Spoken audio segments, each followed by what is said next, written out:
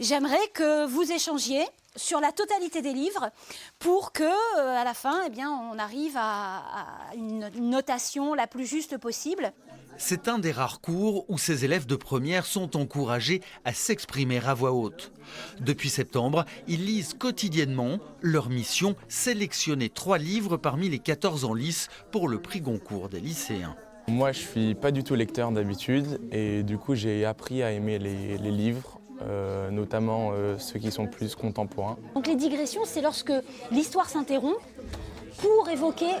pour que l'auteur évoque autre chose. C'est partager, débattre, c'est évoquer des émotions, c'est s'entraîner aussi à rédiger des critiques, c'est se rendre compte que sa parole a une valeur pour un auteur, puisqu'il va recevoir, grâce au vote des lycéens, un prix Goncourt. Et les 26 élèves ont totalement adhéré au projet initié par leur enseignante de lettres.